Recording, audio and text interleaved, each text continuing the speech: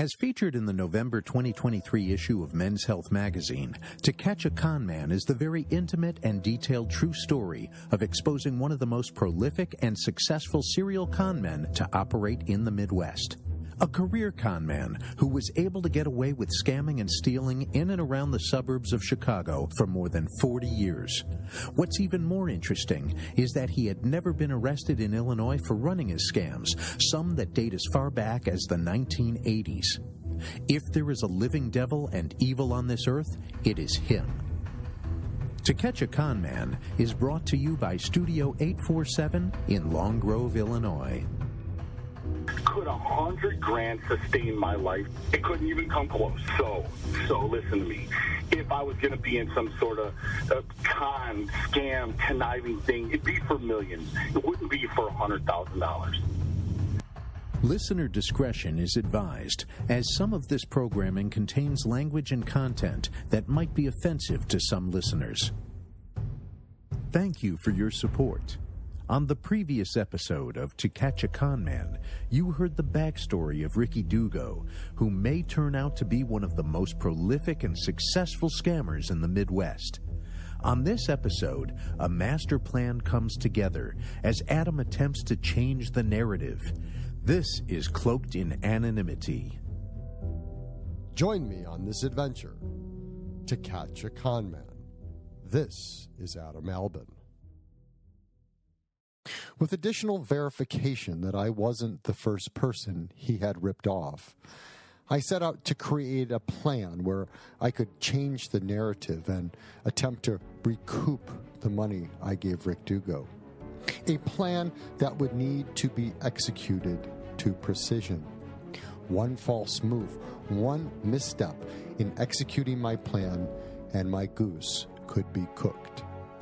A single detail would be paramount. I would execute my strategy completely cloaked in anonymity, under the guise of nothing more than an email alias. No one could know my name. No one would be able to find me or link me directly as the whistleblower of sorts. I needed to find other victims that he had stolen money from for what at the time I thought was his only and identical scam as mine. The opportunity an eventual scam Dugo was selling was access to a once-a-year friends and family discount to purchase electronics and appliances. The deal was cash only, and you pre-ordered directly with Rick within 48 hours of him pitching the deal to you. If you missed the 48 hours, the window closed and wouldn't reopen until the same time next year. The time to act was now, Adam. It's the classic limited time offer, which is rooted in a psychological phenomenon known as loss aversion. Loss aversion is an observation that human beings experience losses asymmetrically and more severely than equivalent gains. In layman's terms, most of us go out of our way to find limited time deals because we fear we may lose out if we do not act fast enough. Think of the craziness on what's become of Black Friday. That is the quintessential example of loss aversion. What I didn't know at the time was this particular scam was just one of many in Dugo's con man playbook. I thought about it for a minute. I grabbed an older iPad and wiped it clean, resetting it to factory fresh. I created a new Apple ID, went out to the App Store and downloaded Facebook. I went out to Dugo's wife's Facebook page, Shannon Dugo. In the summer of 2018, her Facebook page was a public profile chock full of pictures of Rick and Shannon on various vacations. And I screenshot them and did some editing so I had a nice and clear profile picture of Ricky Dugo. After a quick few edits, I was ready to go. The final product? A brand new Ricky Dugo Facebook profile page. I added the profile picture and selected a background picture of a huge 46-foot offshore cigarette boat to validate the profile, as that was Dugo's favorite pastime. Under his name, I wrote, "If you have given money to him with the promise of a triple your money return, email connedbyrick@gmail.com. The profile pictures and background photo of the cigarette boat were spot on. It looked 100% legitimate. The Ricky Dugo spoof page was created. With his profile picture uploaded and ready for me to use, I started to reach out to everyone I knew from Export Fitness in Libertyville, Illinois, the same gym Ricky and I went to almost every day. I had been a member at that particular gym since 2007. I sent out over 300 friend requests within 24 hours. Unbeknownst to me, Export Fitness was one of Rick's favorite places to rip people off. It was his office of sorts, large enough in size and membership he could easily execute his scams. In my opinion, Dugo committed a cardinal sin. The gym, more importantly, the gym life, is something most fitness enthusiasts hold sacred. The gym we attend is our place of worship. We think of it as a safe haven on our path to personal fitness salvation. It was a mecca for making everlasting friendships with like-minded people while striving to attain our own personal fitness goals. You do not commit your scams in this gym. You do not use the gym as your personal conning office. Gym rule number 1, please re-rack your weights after use. Gym rule number 2, sanitize equipment after use. Gym rule number 3, do not fuck your gym friends over and steal their money using lies and deceit. The goal was to reach enough people and notify the public that there was a very bad actor living in our backyard. I needed to find new Ricky Dugo victims, and I needed the profile page and the profile's messages to spread fast and go viral. The clock was ticking. I knew it was just a matter of time before one of Dugo's gym buddies saw the profile and tipped Rick off. Rick would then contact Facebook and notify them that someone created a spoof profile page of him. Next, he would demand that Facebook take it down and block the user who created it.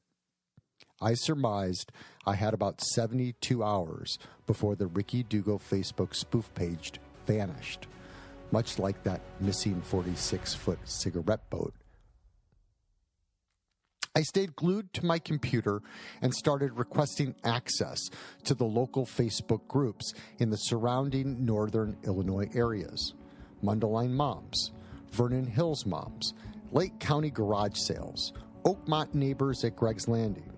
Basically, I attempted to find the user groups in the area that had the largest memberships and those that would chit-chat and pass these messages on. The tactic was a way to put the public and my neighbors on notice. The messages said, "There is a con man operating in our backyard. His name is Ricky Dugo. Steer clear of him and stay vigilant." Each message ended with, "If you have been conned or scammed by Rick Dugo, please reach out to connedbyrick@gmail.com, and someone from the team will be in touch." I used the word team on purpose, as I wanted to flex a little and give the impression that there were many of us investigating Dugo. I will admit now that there was no team of investigators behind the connedbyrick@gmail.com email box.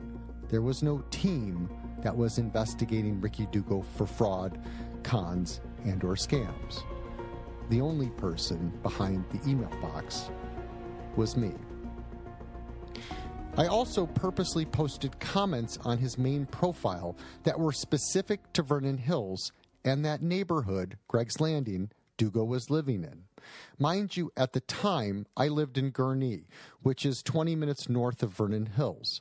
The idea was to shift Rick's focus away from me and create an online diversion of sorts that kept him guessing at which neighbor or victim in Vernon Hills created this very public shaming Facebook profile.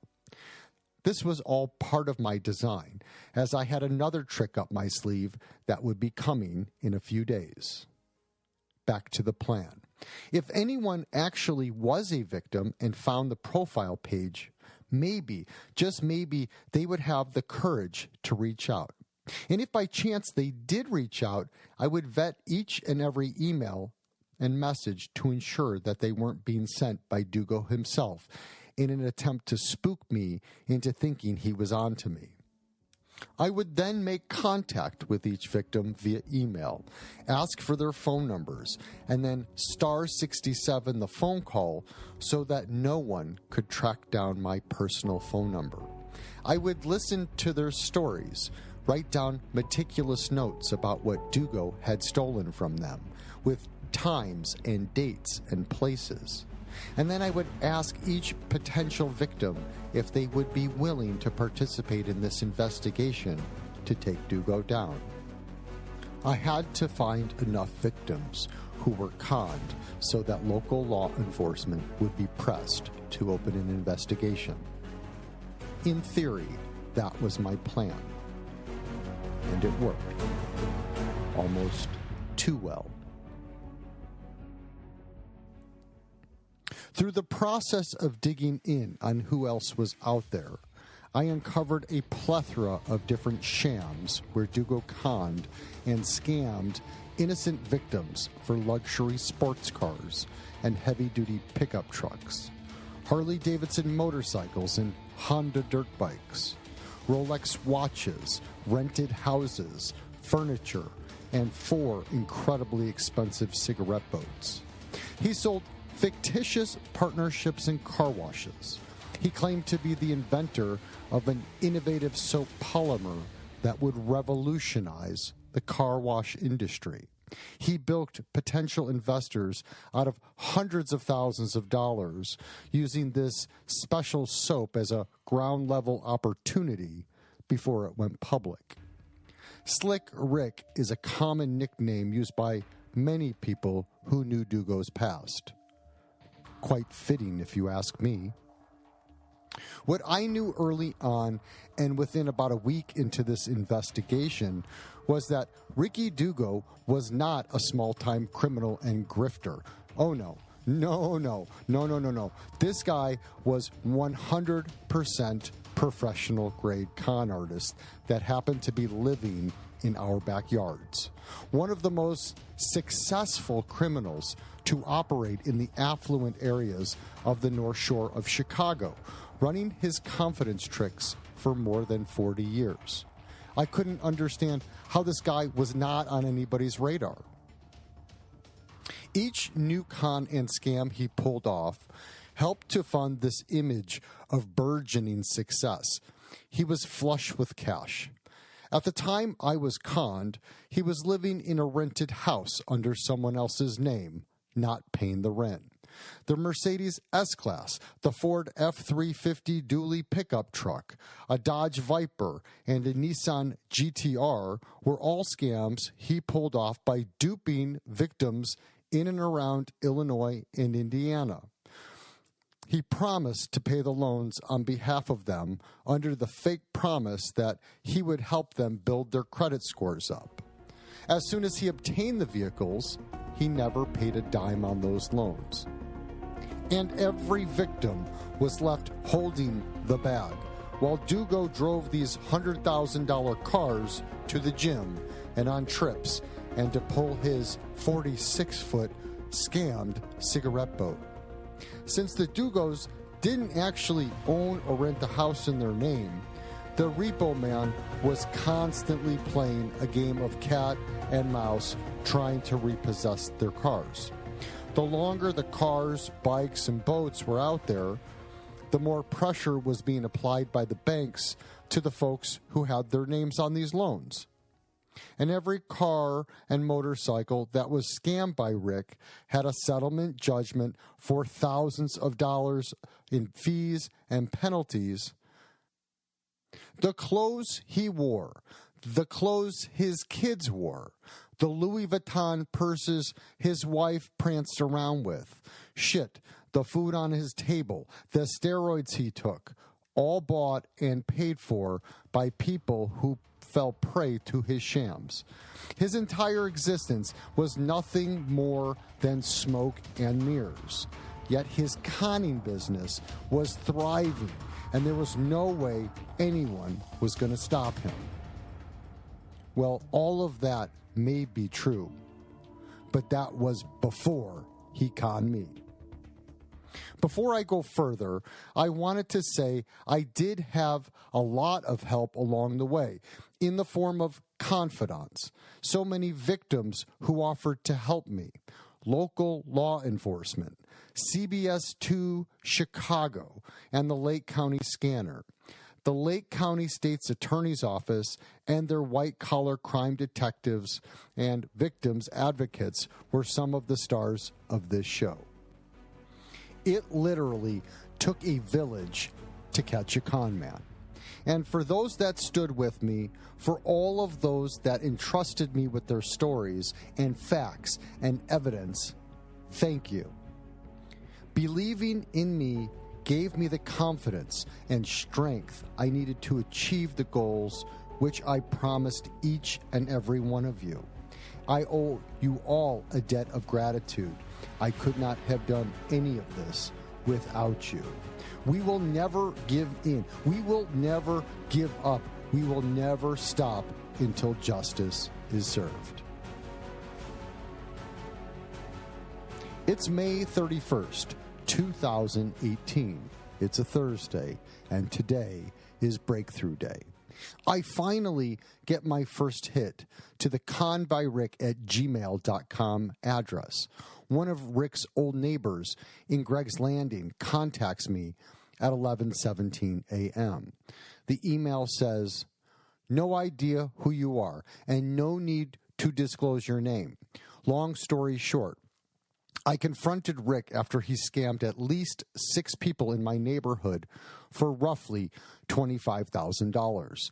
Yesterday, he reached out to another neighbor to say he was trying to figure out how to get me to take this Facebook account down. Just giving you a heads up that he's attempting to see who is behind this. Also, we are fairly confident he is moving to another Vernon Hills neighborhood." A few hours later, I receive another lead in an email from Mr. Corbell. Mr. Corbell says, "Suckered me for $35,000 in the same deal and same promise." Corbell goes on to say the transaction between him and Dugo happened in Schaumburg, Illinois, about 2 years ago in 2016.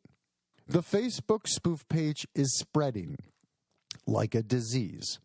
A few hours later, another email from the landlord of the house in Greg's Landing where the Dugos were living at. That email goes into detail about how Rick and Shannon Dugo were living in his house as unknown occupants. The name on the lease was a man named Jeff Klein, who lived in southern Illinois.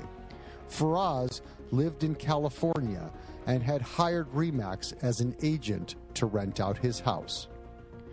In the months that followed, I was able to obtain a copy of that lease. Some of the oddities I noticed immediately are that Rick and Shannon Dugo used Jeff Klein's name and driver's license number on the credit application to illegally obtain this lease. However, they provided their own information for the rest. On the application, they use Rick Dugo's phone number as the contact number. They also use Shannon's personal email address, writing down shandugo1213 at gmail.com. Another snippet lies in the names of the other occupants on this application.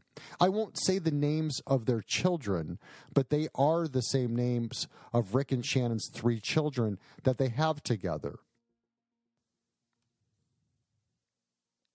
The vehicles listed were many of the scammed SUVs at the time. A 2015 Cadillac Escalade, a 2015 Chevy Suburban, and a 2011 Ford F-350 Super Duty pickup truck. The most damning thing Faraz had kept during this nightmare were 2 voicemails where Ricky Dugo is recorded in the audio as impersonating Jeff Klein. Dugo was pretending to be Jeff Klein in these calls, where he is trying to buy time to stay longer in his house. Here are those recordings for your listening pleasure. Hey, Faraz, it's Jeff. It is 9 o'clock our time here in Chicago. They're finally letting my son out of the hospital tomorrow morning. Thank God. So I will be able to handle our situation again. I even believe by now that 28 is probably available. I know 20,000 is for sure, but anyway, I will. They said release them in the morning. You kind of know how hospitals are. Morning doesn't always mean 9 a.m. unfortunately, but sometime tomorrow they're going to sign his release for him to leave. They said when his doctor comes in, so I get him released. But if you can give me a call, either way. As soon as you get a minute. I'm at the hospital. I'm not going to leave the hospital, so my phone's going by me all night. So 773-706-3665. Thank you. Hey, Faraz, it's Jeff, 726 my time. Give me a call or whatever. Just, again, I've told you how I'm trying to work this out, and I don't know, it's falling out deaf ear for some reason, which I understand, but or text me if you're not going to talk to me. Text me your attorney's number or something. I don't know. Either way, if like I've said, if my uncle does not have a cash offer which you can close on immediately by June 1st, I will move everything out, talk to you, and pay you what's owed, so that it's said clearly. And that's not something I back out on. June 1st, if you are not set for closing on a cash deal, then I will be moved out, the house will be clean, and I'll pay you what's owed, and we can part ways. Tried to tell you all along, there'd never be a reason for you to spend money on court or for any of that. But if you're not going to speak to me, okay, but just maybe send me your attorney's number or something. And I'll give it to my attorney and let him talk to him, and this gets dragged out. However, I just don't want you to think anybody's dodging you or anything else. I've said this in some instances, and I just want to make sure that you are clear that no one's trying to take anything or do anything. You'll be paid for the house in full, and my uncle will own it, and I'll live there, or I'd move out by the 1st, the house would be in perfect condition, and I'll pay you what's owed. And we can move on our way if that's the way it has to go. Please give me a call back. Thank you.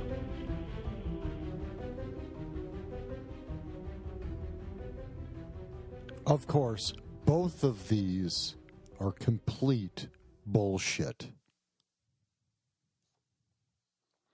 These unknown occupants, a.k.a. the Dugos, were eventually evicted, but it cost Faraz over $35,000 in unpaid rent and legal fees. Faraz said he knew of and talked to Ricky Dugo scam victims from the Lake of the Ozarks, and he provided me with 2 new possible victims to reach out to. In the afternoon of May 31st, 2018, I happened to notice someone is now following the Ricky Dugo Facebook profile page I created. I click on his name. It's one of Rick's old buddies and the godfather to Rick's son. At the time, he was also a Chicago police detective. Now, you will hear the correspondence of those messages that went back and forth over a 2-day period. For the purposes of this podcast, he will be known as the Godfather. We noticed you are following this page. We have some background information that you were at one time one of Rick's good friends. You are a former police officer. Obviously, we are curious as to the reason you are following this page. Are you willing to help with information? He replies, not former officer, current. I have a lot to say about how me and my family and friends have been fucked over by him. I'll get back to you. I reply, oh, sorry we misspoke about you being a former officer. We appreciate the service, sir. We would love to connect. The next day, he contacts me. Has anyone contacted you since yesterday with additional stories of being scammed? I replied to him, we have additional parties to reach. Rick had a girl at Export buy 2 motorcycles under her name, and obviously he took them and then they were repossessed. She nearly lost her house. Mr. Godfather, you could be instrumental. From what we hear, you know how professional grade Ricky Dugo is. He replies, I don't know how he gets away with all of this. If I did, I wouldn't be a victim. I do know that he has a million excuses and thinks quickly to form a lie into fitting the current situation. The smartest thing he does is that he does not have a single thing tied in his name to anything that could hurt him financially. He convinces dummies like me to believe his bullshit and sign up for him. I think you know that already. I replied, as a detective, you haven't tried to make a case against him? At what point does defrauding, conning, scamming from what seems like hundreds of people change from something civil to something criminal? You signed your name buying him a boat, correct? I realize that was many questions lobbed into a few. Mr. Godfather replies, it takes someone to follow through within the time frame allowed by the statutes of limitations. And for most of us, by the time we realize that all his promises are lies and that he never has intended to pay us back, that time frame lapses. Investigator Anthony Williams of the Missouri Attorney General's office is someone you need to talk to. I've heard he threatened people with himself being part of the Sicilian mob. Laughing out loud. He has no friends left in his life, and he is certainly not affiliated with any criminal organization. I reply, what is the statute of limitations in Illinois? The Godfather says, it depends on the crime, 3 years or 7 years. Federal is 3 years in almost everything. I reply, good, we are within the limitations. The Godfather goes on, anything I can do to help, please let me know, but not from this profile. I can't stand to see his face or name pop up on my phone. Contact me in the future from a valid profile or give me a cell phone number. I tell him, we understand and thank you. At this point, we were concerned you may be his best friend that's a cop and loyal to him. He continues to sell you and his other past buddies as the front behind the scam. The interesting thing about the Godfather is that I was so suspicious he was a mole at first, being one of Rick's former best friends and the godfather to Rick's son. But in time, he proved to be a wealth of information. He was also a Ricky Dugo victim, as was his mother and sister and 3 friends who all claimed he had stolen over $400,000. He would email me from a bizarre email alias to the conbyrick@gmail.com address, feeding me all sorts of information over the first few months of my investigation. He shared many key updates on what he was hearing through his associates, like where the Dugos were living and what Rick was saying about the eventual investigation. He was also skeptical of me at first as well, saying he wouldn't talk or tell me his real story until the police, the FBI, or Attorney General were involved. I think he was frustrated that he spent a lot of time talking to the Missouri Attorney General's investigator that opened the Russell James Fisk case up. More than a few people in Missouri told me to contact an investigator named Anthony Williams, who worked for the Missouri Attorney General's office. I called Anthony Williams on several occasions. I sent him many emails, none of which were ever responded to. I have a beef with the Missouri Attorney General, as they didn't do enough in their investigation. They never made any arrest. They didn't follow up with many of the victims I have talked to from the Lake of the Ozarks. If they had done their job in 2017 and applied pressure to Rick, I firmly believe I would never have been targeted by Dugo in Illinois in 2018. Yet, without Missouri taking any firm action, like so many other policing entities being asked to look into this serial conman in the past, they let it slide and they buried the case. How does over $2 million in scams in the Lake of the Ozarks not warrant a follow-up and or grand jury indictment? That surely would have slowed his roll. Instead, Rick, who is very aware of the investigation into him by Missouri, wasn't held accountable to even answer questions in any of the allegations in Missouri. Again, this only emboldens Dugo.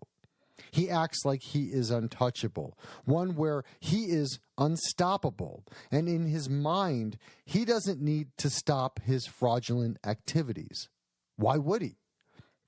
Instead, Dugo comes back to the Chicagoland area late summer of 2017 and immediately starts to target his neighbors in Greg's Landing, using the tried and true electronic scam he successfully used in Missouri. If it ain't broke, don't fix it. It's the evening hours of May 31st, 2018. The day was flying by. It was like the floodgates had opened, and I had all of these new leads to follow up on. All potential victims received emails, and then I set up times to call them to hear their stories. I made sure to write down detailed notes. One victim would tell me of someone else they knew that was also a victim. Victim after victim told me their horror stories of being financially decimated by Ricky Dugo. As exciting as it was to find these new victims, hearing the details of each story weighed so heavy on my heart and in my mind. The victim toll kept racking up, notching higher and higher as the day went on. Please keep in mind, I am just a regular guy with a very regular full-time career and family and obligations. Did I have time for a new hobby? As with anything I do, if I commit to it, I really commit to it.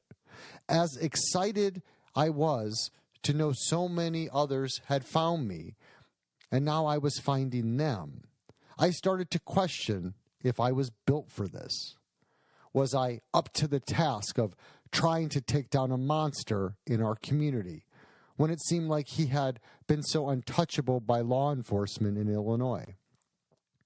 The Lake of the Ozarks keeps coming up, with Dugo running his con game through the area in 2016 through 2017. Is Lake of the Ozarks building a case? Did the Attorney General in Missouri actually open an investigation? The more victim stories that came in, the more questions I started asking myself and others. How could so many people from so many different places lose so much money to him? I was exhausted. I remember I forgot to eat that day. The emotions were immense. I remember the mania I felt trying to wrap my head around what turned out to be such a good day, hearing such sad stories. The plan I created was working, and I was gaining momentum and the confidence I needed to take this shit to the next level. I needed to get some rest and turn in for the night, as I am exhausted from the day. Unfortunately, I am hearing so much sadness in these stories. My mind struggles to shut down that night. I toss and turn. My brain is searching for a single morsel of hope in all of this. As I am tossing and turning, the Ricky Dugo spoof page is being removed by Facebook. I won't realize this until the next morning when I get an email from one of my confidants asking me why the page was removed. All records of the page itself and all of my posts pretending to be Ricky Dugo are no more. No more public warnings remain. Every trace of the profile had vanished. I am left to wonder, how far and wide did the warnings travel? Are people talking about this at the gym or in the community and his neighborhood? Did I do enough to prevent another person, just one more person, from losing money to this flim-flam man? That morning, I could do nothing more than hope that I had. To this day, I can't really tell you how many people viewed the Ricky Dugo Facebook profile page. Hundreds, maybe thousands. As the only real validation I received was when I went back to Export Fitness in the days that passed and played along, asking my gym peeps if they had seen it too. Everyone I talked to had. They sent it to their other friends, who sent it to their other friends. The cat was out of the bag in the afternoon of May 30th, and that was the last day Dugo ever showed up at Export Fitness in Libertyville. He was going underground, in a sense, staying out of the public spaces and working on finding a new gym to work his cons out of.